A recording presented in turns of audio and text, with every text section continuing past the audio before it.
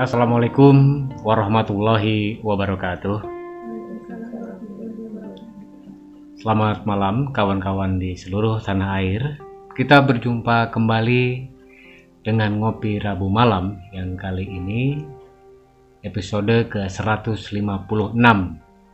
dengan sidang revisi ke-8. Kita akan membahas dua cerpen. Yang pertama adalah Kamar Pojok Salom karya Uyung Nuha dan Seekor Laba-Laba Memakan Isi Kepalaku karya Iis Taulida.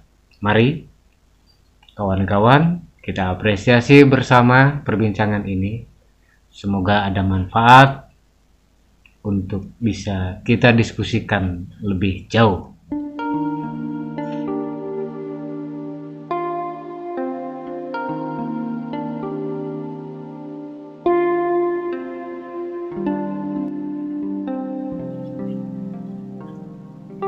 Baik, terima kasih.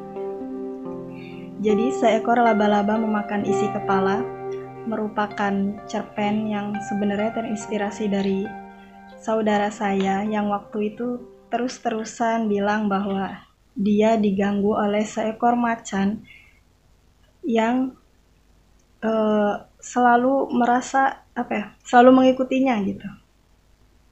Kemudian saya mencoba untuk memasukkannya menjadi cerpen karena macan itu waktu itu kebesaran kalau masuk ke kepala. Jadi diubahlah menjadi Seekor Laba-Laba Memakan Isi Kepala. Dalam sidang revisi kali ini, yang pertama yaitu adanya perubahan tokoh dari Ardi menjadi Mugi agar tidak jomplang dengan nama ibunya Sutini, dan menyesuaikan latar juga karena ini terjadi di perkampungan. Pada paragraf pertama sebelumnya, rasa sakit yang dirasakan oleh Mugi itu secara langsung ya dijelaskan bahwa itu terjadi saat itu. Tetapi di sini diubah menjadi lewat mimpi.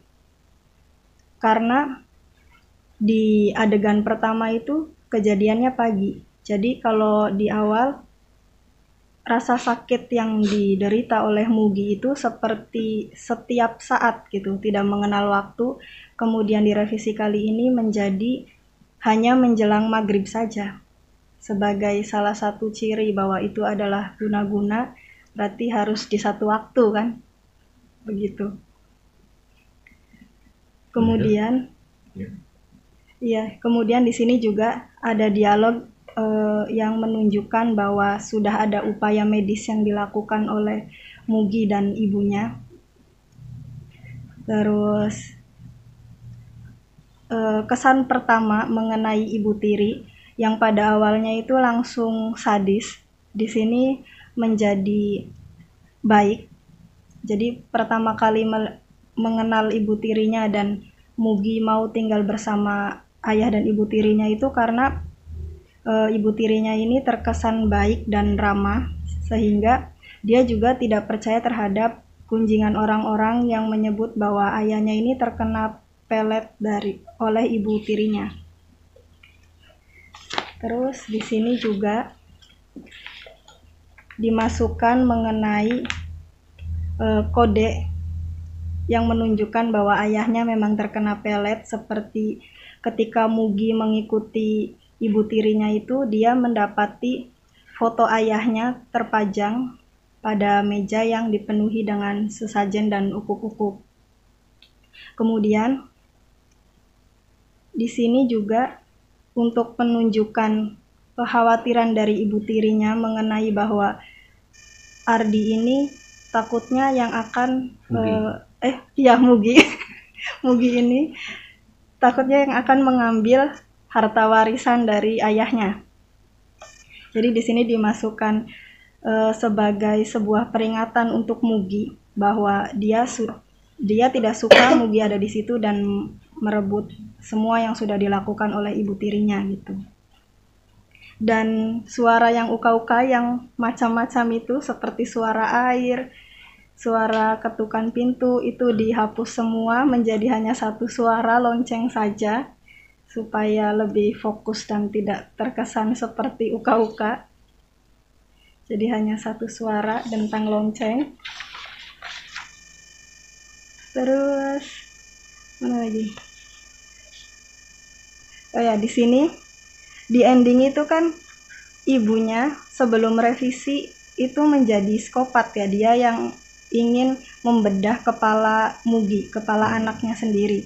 Di sini dirubah menjadi bahwa ibunya juga sebenarnya seperti orang yang terkena guna-guna gitu. Jadi dia merasa semua yang terjadi di keluarganya itu kesalahan dia, dan upaya dia untuk melindungi anaknya tuh seperti menutup semua celah-celah yang ada di rumahnya, takut bahwa nanti ada sarang laba-laba dan dia lebih sering membersihkan rumahnya itu. Kemudian di sini di endingnya si Mugi ini mengungkapkan fakta bahwa dia pernah melihat foto ayahnya terpajang di ruang ritual ibu tirinya, dan si Sutini ini mengingat bahwa dia juga mimpi tentang si perempuan tadi yang telah merebut suaminya itu sedang menunjukkan foto anaknya si Mugi ini sambil tertawa seolah meledek si Sutini gitu. Udah. Kamar pojok Salom pada malam hari ini penuh dengan coretan yang sangat-sangat kotor. Dan saya hanya ingin mengatakan bahwa cerpen ini di beberapa kesempatan itu saya memikirkan lagi bahwa ada yang tidak nyambung, itu soal kesurupan itu yang digarisbawahi sekali tentang kelapa muda dan munculnya Ustadz. Kelapa muda, Ustadz, dan tetangga yang nggak penting itu saya hilangkan. Di paragraf 1-3 itu isinya masih sama seperti sebelumnya. Kemudian ada paragraf tambahan 4 dan 5 saya beri beri adegan lagi gitu, supaya dari paragraf ketiga, 4, 5 itu masih membutuhkan lanjutan gitu agar lebih nyambung saja. Nah, kemudian di paragraf 3-6 itu mulai masuk menceritakan Salom yang menunjukkan gelagat-gelagat aneh gitu yang dianggap aneh. Kemudian mulai muncul tokoh nenek yang itu juga diusulkan, ya sudah tokohnya Salom, nenek, dan saya gitu kan. Ini saya, bukan aku. Mulai muncul tokoh nenek yang mencurigai Salom bukan anak baik-baik. Kemudian di paragraf 8-11 itu bercerita di waktu sekarang ya, present tense gitu. Maksudnya kejadiannya si saya ini mengetahui sendiri gitu bahwa ketika Ramadan, ya di sini settingnya Ramadan, Salom dan kawan-kawannya itu tidak melakukan ibadah puasa gitu ya, terlepas ya memang sih tidak dijelaskan di situ agamanya apa, tetapi sepengetahuan ini Salom seorang muslim gitu, tapi pergaulannya ya begitu. Kemudian makin menjadi dan Salom yang mendapat teguran dari penghuni kosan yang lain, kemudian oleh bapak kos ya hanya ditanggapi sepintas lalu saja gitu, sebagaimana yang diusulkan oleh Pak Hakim itu. Tokoh Pak Nung ini, pemilik kos ini, itu juga tidak menyikapi Salom dengan serius gitu, karena Salom ternyata memberikan gratifikasi gitu kan, sering memberikan Pak Nung ya, kadang-kadang bawang gitu kan, sekantung bawang, kue, itu kan yang diperlukan oleh eh, rumah tangga gitu ya. Makanan-makanan yang nyogok lah itu. iya, intinya begitu. Kemudian iya, cerita lanjut gitu soal Salom ketemu sama bapaknya. Nah, ini masih saya pakai Salom yang ketemu bapaknya, kemudian bapaknya yang dibentak-bentak, yang disuruh-suruh, itu saya lebih menguatkan di sana gitu kan. Sampai kemudian nyambung kepada setelah bapaknya pulang, itu ada laki-laki yang main ke kamar Salom, ke kosannya Salom, itu tiba-tiba langsung muncul gitu kan, langsung keluar dari kamar dan teriak-teriak gitu. Yang sebelumnya itu ada tokoh saya dengan nenek ya sedang bergosip gitu kan, sedang ngobrol gitu. Tokoh saya memosisikan diri tidak ingin negatif thinking gitu, tapi nenek itu sudah yakin bahwa Salom nih anak yang bejat gitu kan, kemudian ingin melabrak Salom. Tapi sebelum melakukan itu, laki-laki yang ada di kamar Salom tuh keluar sambil berkata, "Woi, kalian jangan seperti Salom, dia bukan perempuan baik-baik." Cuah gitu. Nah, ini yang saya ubah, yang saya adaptasi dari kritik yang disampaikan oleh Pak Hakim beberapa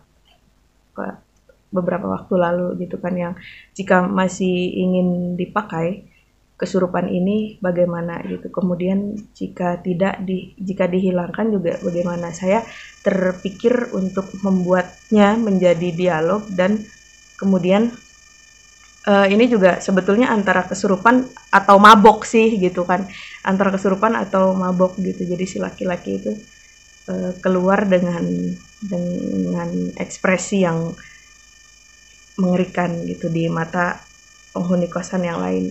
Ya, intinya membuat gaduh gitu kan. Yang di situ juga ada tokoh nenek yang muncul, yang tadinya pengen ngelabrak malah hilang fokus. Labrak ya? Labrak apa labrag sih? Labrak ya? Labrak sih Cirebon. Pakai Kak ya, mau melabrak gitu. Terus ya nenek bilang hati-hati berandal itu kesurupan. Itu saya jadikan ending gitu.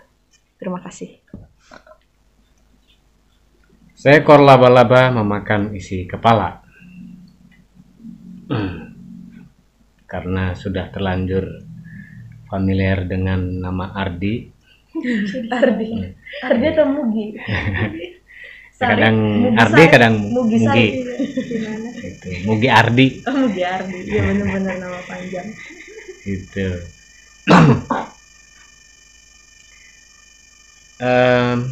Pertama, saya merasa bahwa cerpen ini bisa lebih panjang, tidak berhenti sampai di situ. Pertama itu karena teror laba-laba ini belum terasa mencekam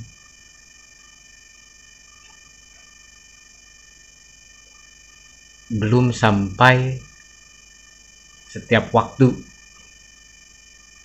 baru diceritakan beberapa kali saja. Artinya pada saat-saat genting, yang pada mulanya sehari sekali, kemudian jadi 1 jam sekali, menjadi 10 menit, menjadi 5 menit. Ini kalau kemudian Mugi mendengar banyak suara menjadi wajar.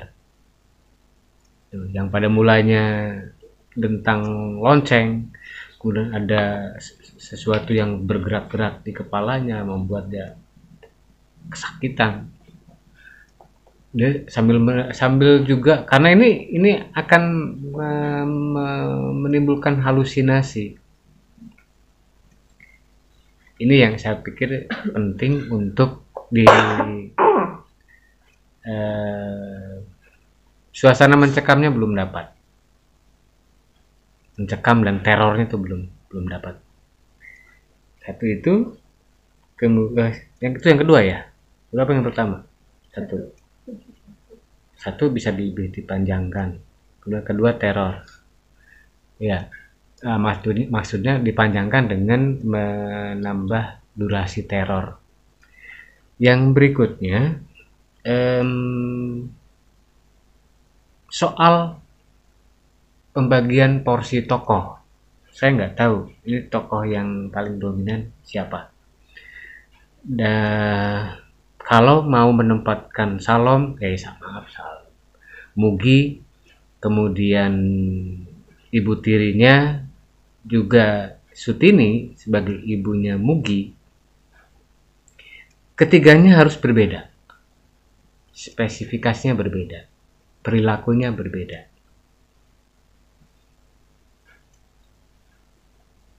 Ibu tirinya Mugi yang katanya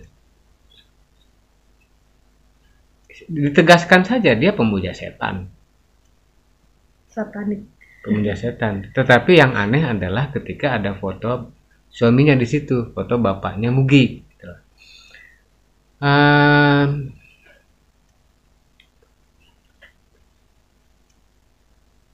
Biasanya yang dijadikan pemujaan itu sosok yang lain, entah patung kecil yang lain atau apa, dan di situ terdapat foto orang yang dikerjai. Jadi kalau dia pemuja setan, bukan foto orang yang dimaksud yang dipajang, tetapi sosok lain. Kemudian di situ di tengah bunga yang ada di baskom atau apa, disitulah ada foto korban. Kalau dia betul-betul pemuja. Korban atau target. Ya, betul. Apa bedanya dengan santet itu? Berbeda. Nanti dijelaskan lebih jauh. Kalau pelet itu kan sebenarnya begini. Pelet itu ada masa berlakunya. Oh, ada expired. Ya. Panjang kan? Kalau pelet itu ada masa berlakunya. Nah 3 bulan dan 6 bulan misalnya, dan membuat seseorang yang jadi korban sama sekali tidak sadar, pokoknya seperti kerbau dicocok hidung lah, itu pelet. Berbeda dengan pengasihan. Kalau pengasihan sih orang yang dimaksud masih bisa menalar, masih bisa berpikir apa yang menyebabkan saya suka ke dia misalnya. Jadi masih bisa menimbang, dia tidak hilang ingatan, itu bedanya. Nah kalau santet itu kan jelas cara ritualnya juga berbeda, satu itu, kemudian alat yang digunakan itu juga berbeda. Nah, kecuali makanya gini, kalau si ibu tirinya Mugi ini profesinya apa? Kalau jadi perempuan pengeretan, dia bisa pasang susuk, gitu kan? Pasang susuk, kemudian dia punya ritual rutin.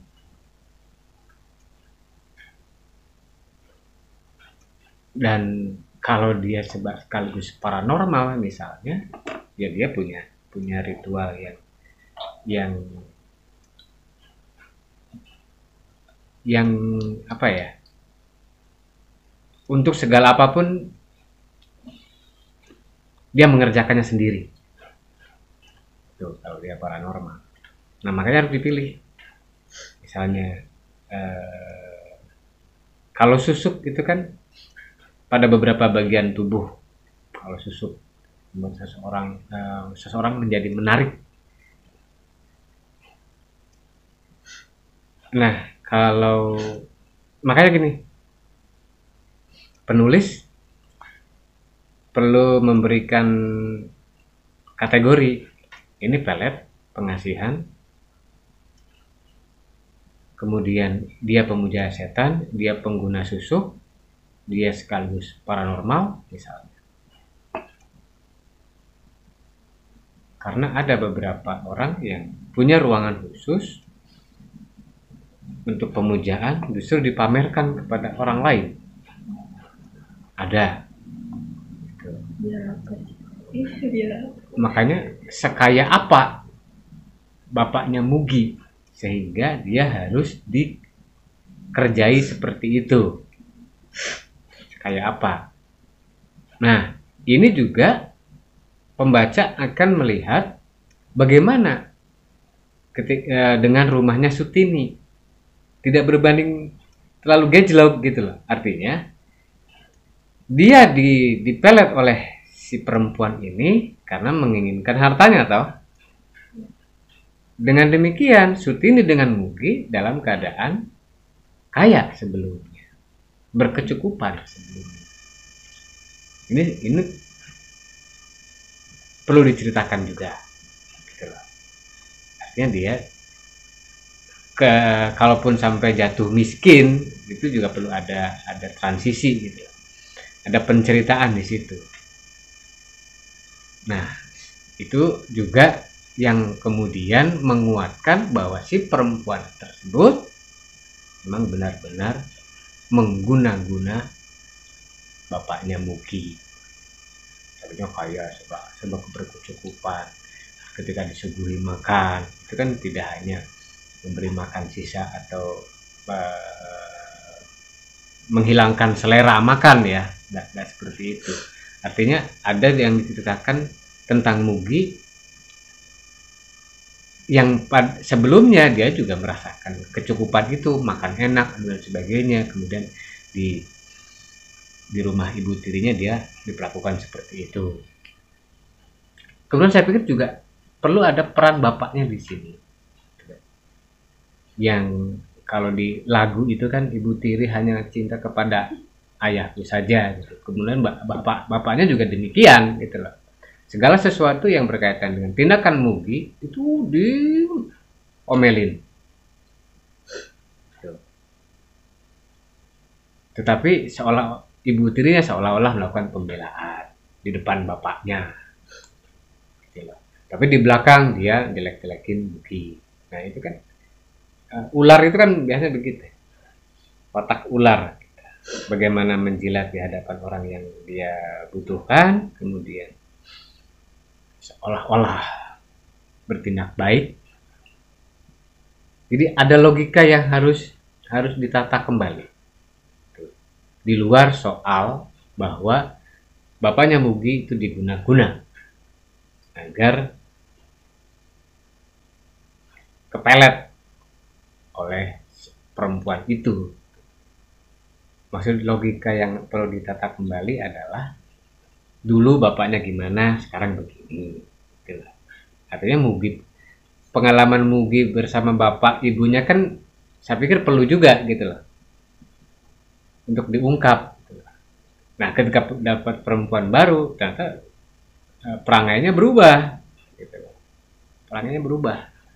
Itulah yang kemudian menambah kecurigaan Mugi dan Sutini, misalnya kalau Sutini mau dilibatkan. Kecurigaan Mugi bahwa bapaknya diguna-guna itu.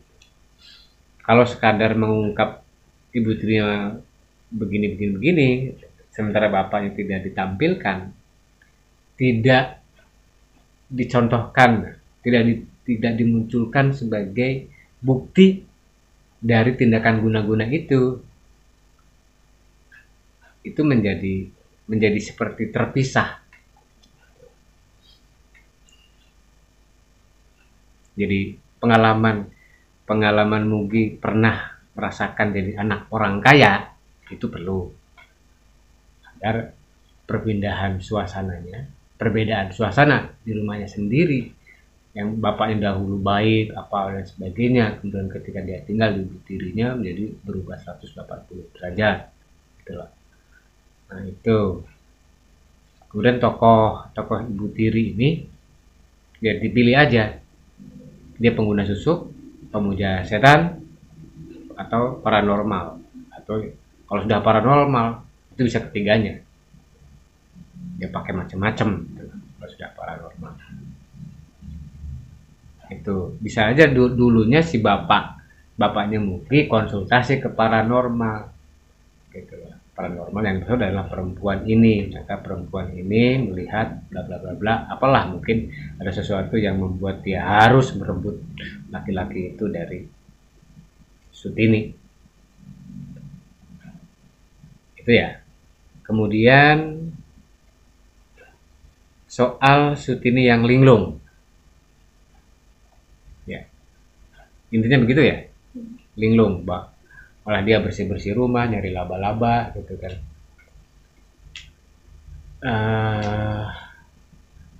Tapi tidak ada penjelasan di situ.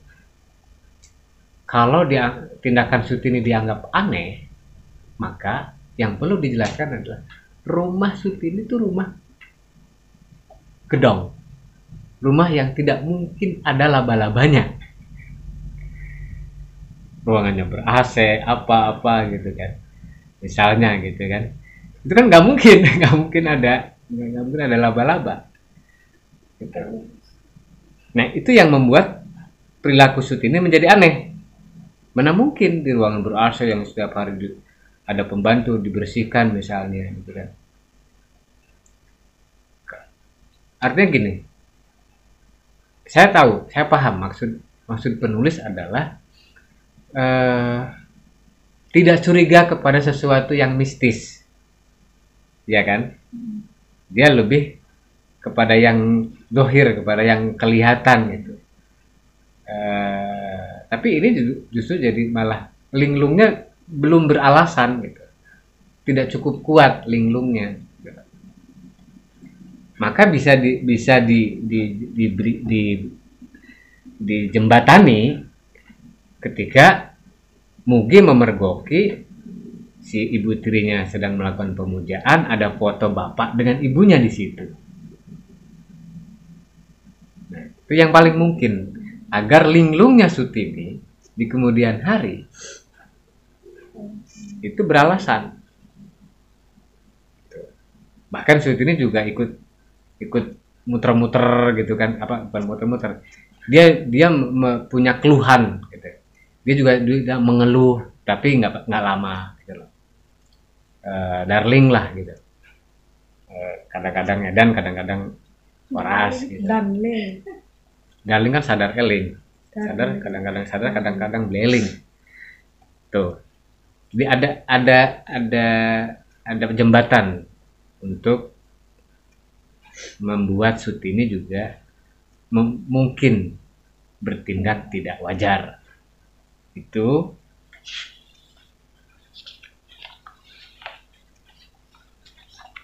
nah, kalau mau mencari laba-laba sungguhan, terjadi pertengkaran di situ, terjadi konflik antara Mugi dengan Sutini.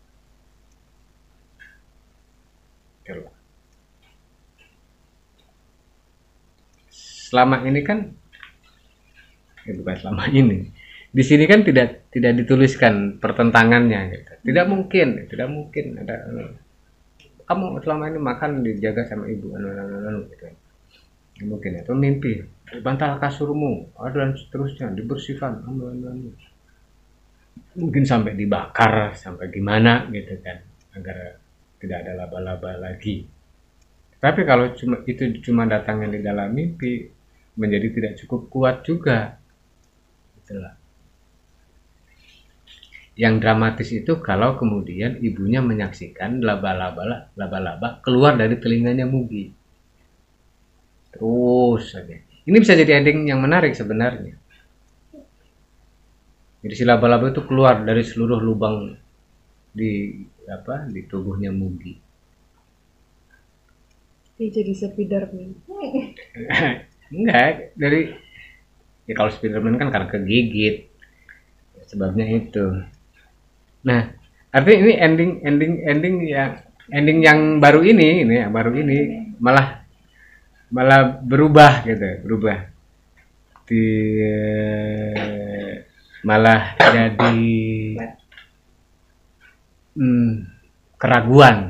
jadi keraguan. Ternyata perempuan itu perempuan sihir ya, dia ternyata perempuan sihir. Nah, perempuan penyihir maksudnya mungkin ya. perempuan penyihir. Itu jadi saya belum menemukan konflik yang cukup beralasan, cukup kuat dalam cerita ini, termasuk di ending yang belum greng gitu. Ya mungkin karena dari awal cerita dari awalnya gitu ya nggak apa-apa berubah, tetapi konfliknya dipertajam lagi. Kalau si ibu tirinya mau dijadikan psikopat ya nggak masalah gitu. Sekaligus di depan suaminya sangat baik, pura-pura dan seterusnya, di belakang kemudian dia tidak cuma melarang untuk masuk ke ruangan rahasia itu, tetapi sekaligus melakukan ancaman terhadap Mugi, ancaman. Jadi dia menggunakan Mugi itu bukan hanya karena Mugi memergoki ruang belakang, tapi sejak awal dia sudah nggak suka, dia nggak mau ada pengganggu, apapun yang dilakukan oleh Mugi semuanya salah gitu. Cuma memang ini jadinya panjang, maksud panjang tuh gini, seseorang yang ingin menguasai sesuatu, hal dalam konteks ini adalah menguasai harta seseorang, dia tidak akan berlama-lama, dia akan segera menghilangkan siapa saja yang menghalangi, yang mengganggu niatnya itu.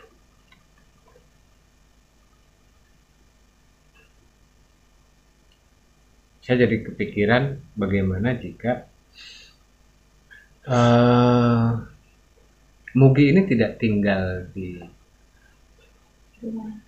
rumah ibu tirinya, dia tinggal di rumahnya sendiri, tetapi dia berkali-kali bermimpi tentang ibu tirinya ini, sampai kemudian dia diancam nyawanya, sampai kemudian dia serasa dimasuki, di mimpi dia dimasuki laba-laba, bangunnya dia sakit, kepalanya sangat sakit gitu. Dan kemudian ini sih sebagai tawaran aja ya, karena logika umumnya kalau dia pemuja setan atau paranormal ya, dia tidak mungkin melibatkan banyak orang. Sekali dia punya tujuan, ambil, selesai. Jadi tidak membuat drama, termasuk misalnya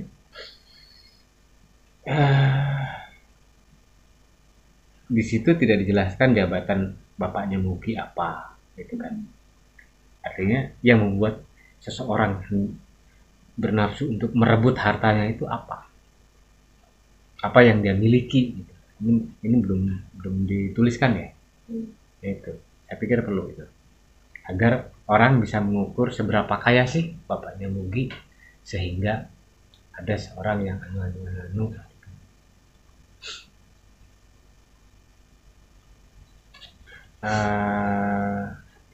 Rata-rata perempuan pengeret itu menggunakan susu. Dia tidak mengerjakannya sendiri, kecuali ya dia pemuja setan, kecuali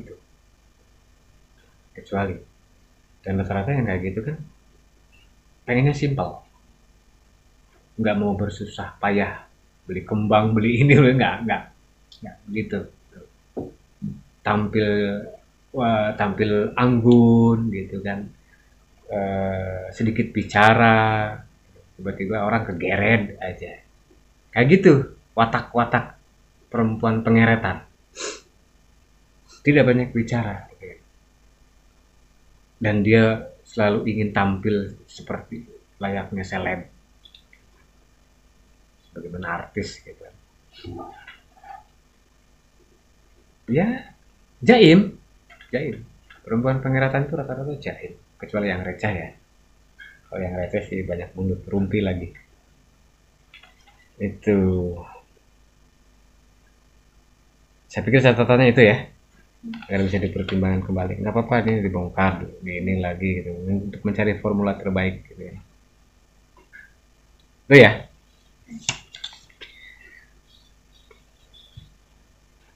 Kamar pojok salon. Pojok kamar salon. Kamar pojok salon apa pojok kamar salon? Kamar pojok salon. Kamar pojok salon.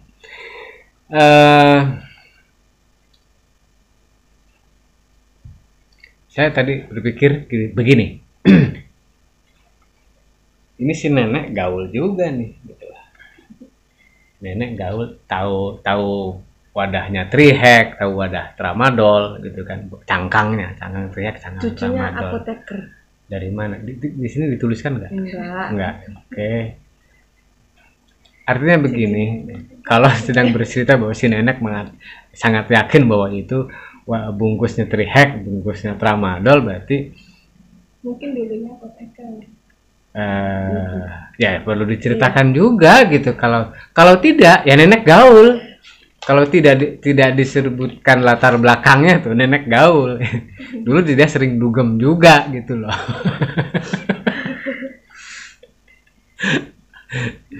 Dulu dia sering dugem gitu kan. Adapun si nenek itu tanya ke si saya gitu, ke tokoh saya, ini bungkus apa? Setelah dibaca tulisannya begini, Trihack apa, terus Tramadol gitu. Oh, ini obat Nek. Obat sakit gigi dengan obat tidur, Nek. Gitu kan. Udah biar pembaca yang menyimpulkan bahwa itu narkotika. Gitu loh. Jangan kemudian si neneknya begitu tahu segala tahu gitu loh. Gahol sekali nih si nenek gitu kan. itu logikanya begitu ya. Kemudian ini persoalan rasa kalimat ya, rasa bahasa yang tadi di belakang layar sudah 1-2 sudah saya sampaikan gitu kan.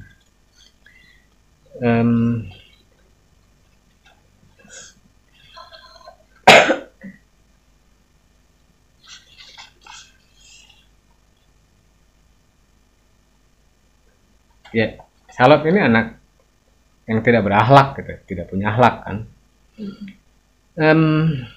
Saya justru bingung dengan endingnya gitu loh.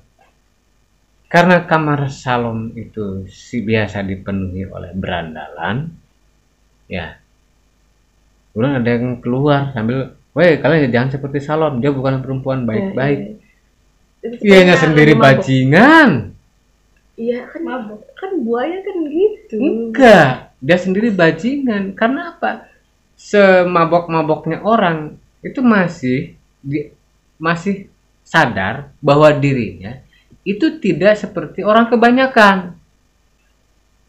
Itu mabok yang masih sadar, ini mabok alay. Pernah mabok? Mabok alay. Pernah lihat orang mabok? Ada yang mabok rese. Ya, mabok rese itu ya ngamuk aja, ngamuk. Ngoceh, ngamuk. Kalau mabok rese itu begitu. Tapi kalimatnya bukan jangan seperti Salom gitu loh. Karena ini kan teman dekatnya lah, pacarnya gitu loh. Kalau pacarnya itu kan hobinya mirip. Rata-rata hobinya mirip. Kalau pacar suka minum, suka ngerokok, suka apa. Boy ketemu pakel. Nah, ya kayak gitu kan. Buaya darat ketemu buaya laut atau buaya betina gitu. Ini kalimat yang saya pikir masih terlalu bagus. Tidak relevan. Masih sadar ya. Tidak relevan. Kecuali misalnya di kamar sebelah ribut keserupan. Kan antara dipakai dan tidak dipakai. Kalau mau dipakai, saya bilang jangan sampai seperti Salom. Itu orang lain, bukan pacarnya. Tapi kan itu kan yang katanya yang harus kesurupan kan di kamar salonnya, bukan Kalau mau di sebelah. kamar salon, dia tidak keluar dong. Nggak, jadi gini-gini itu tuh bayangan. Sebentar, jangan bayangan. Logika kalimatnya nggak ketemu. Logika peristiwanya nggak ketemu. Dia si laki-laki ini teriak-teriak bla bla bla, kemudian di salon tersenggukan. Sebetulnya itu tuh surupan tuh cuma mulut nenek gitu, aslinya ini mabok terus ngacapara gitu tuh, mereka bertengkar terus Setelah nenek tahu trihek dengan tramadol, dia tidak tahu bahwa itu mabok dan kesurupan. asal ngejeplak aja tuh nenek. Iya, Heeh. yang ngejeplak tuh siapa? Nenek. Mau disalahkan oleh pembaca, penulisnya. Neneknya. Penulisnya mau disalahkan oleh pembaca. Karena udah kadung kesel gitu kan dengan sikap kalau begitu. Nenek bilang hati-hati, benar itu kesurupan. Kan ya, Nenek bukan nenek bilang, nenek mengatakan. Tapi kalimat ini nggak ketemu. Peristiwa ini tidak beralasan. Peristiwa ini. Kalau mau kesurupan. Kalau mau bertengkar. Nah, bertengkarnya yang ekstrim.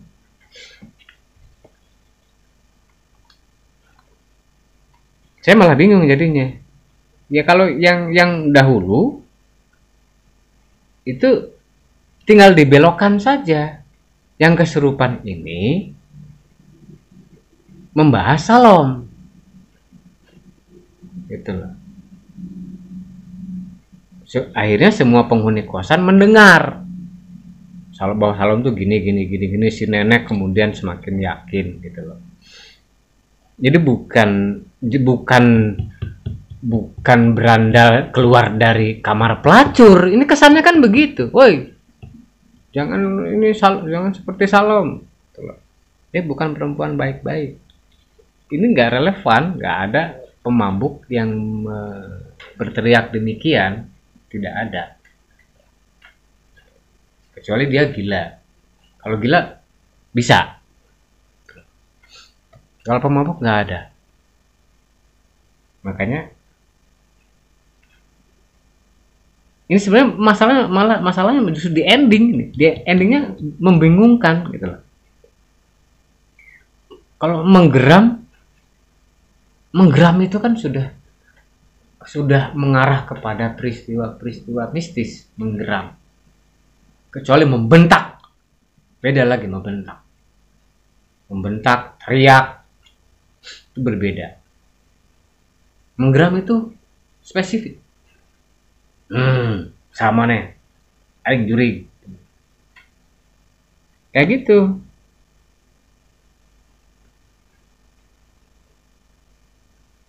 Terus dia keluar dari kamar Salom tuh apa? Sambil tergopoh-gopoh tuh kenapa?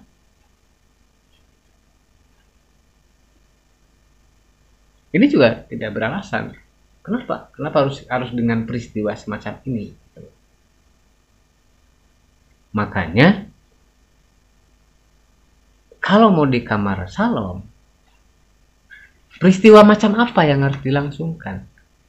Kalau peristiwa di kamar sebelahnya Salom dan Salom di situ ada di kamarnya, itu jauh lebih menarik. Yang kesurupan tetangga sebelah, ya kan? Yang diceritakan Salom. Semua orang mendengar. Kalau begini kan kesannya seperti keluar dari kamar pelacur, tapi juga nggak beralasan, tidak beralasan kalau kalimat yang dikeluarkan seperti ini.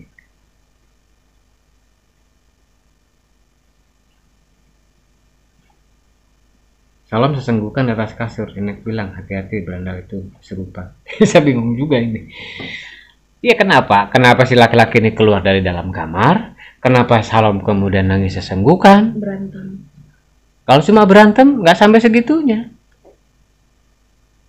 Emang dia teriak ini bukan perempuan baik-baik itu karena banyak orang yang suka ke Salom mau macarin Salom, itu kan pembunuhan karakter. Kalau pembunuhan karakter itu di depan orang-orang yang semua komplek, semua orang di situ menyukai Salom. Semua orang tidak tahu bahwa Salom berandal. Nah, ketika dia si pemabuk ini keluar dari kamar Salom kemudian teriak begini, pas. Tetapi orang tidak akan mudah percaya dengan kalimat dari seorang pemabuk tentang seseorang yang tidak baik-baik. Sudah jelas pemabuk. Kok dia bilang bahwa orang lain bukan orang baik-baik. Saya jadi bingung kalau begini endingnya. Ya, makanya dari mulai trihack ini, trihack tramadol, saya pikir perlu ada penjelasan sampai akhir. Sampai akhir ini perlu diubah.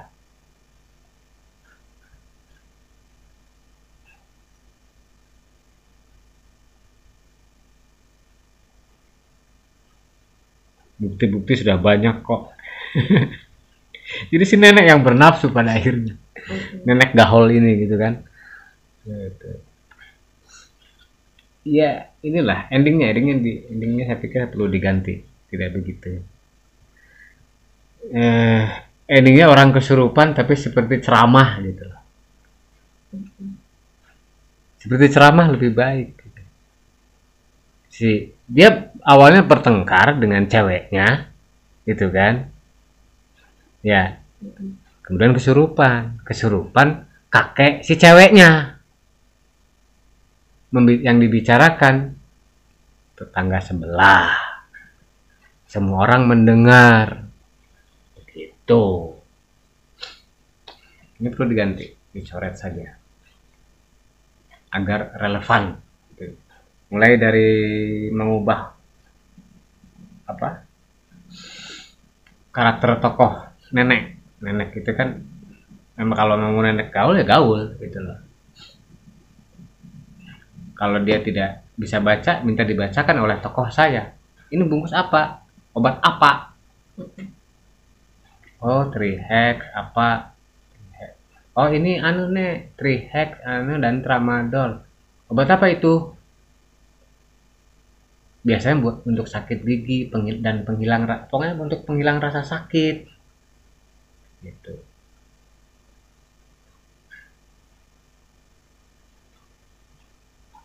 Jadi bukan neneknya yang serba tahu itu ya.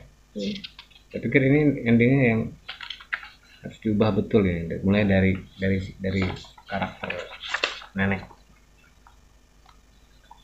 kemudian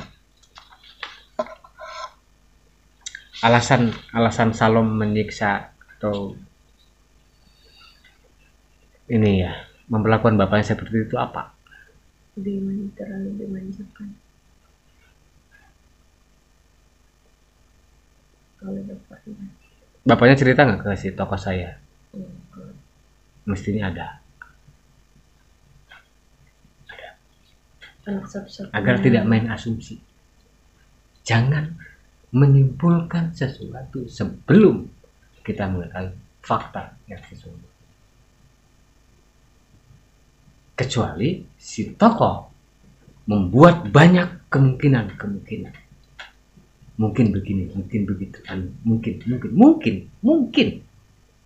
Bukan karena pasti dimanjakan, bukan kesimpulannya bukan karena dimanjakan. Tapi mungkin karena ini, mungkin karena bapaknya merasa bersalah ketika kecilnya Salom dia pergi dengan perempuan lain, mungkin karena ini, mungkin karena itu. Jadi bukan begitu kesimpulannya, bukan memastikan, karena si bapak ini tidak ngobrol dengan saya, bermain kemungkinan. Mungkin begini, mungkin begitu, tapi entahlah. Si bapak itu sendiri tidak pernah bicara apapun. Siapa aku jikapun hendak diajak bicara olehnya? Nah kayak gitu. Tetapi dia sudah memunculkan banyak kemungkinan tadi gitu. Jadi jangan menyimpulkan. Karena karena di sini tidak diceritakan itu riwayatnya seperti apa. Hanya melihat dari kejauhan. Kalau melihat dari kejauhan jangan menyimpulkan. Kesalahan besar itu.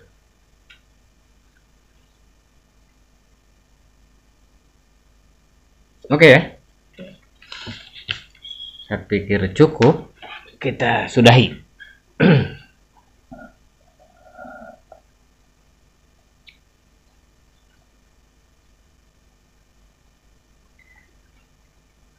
Demikian kawan-kawan di seluruh tanah air, perbincangan kami membahas sidang revisi yang ke-8 tentang cerpen Kamar Pojok Salom karya Ujung Nuha dan Seekor Laba-Laba Memakan Isi Kepala karya Iis Taulida. Mohon maaf, terima kasih sudah mengapresiasi. Insya Allah kita akan berjumpa kembali minggu depan dengan judul yang berbeda. Selamat malam. Wassalamualaikum warahmatullahi wabarakatuh.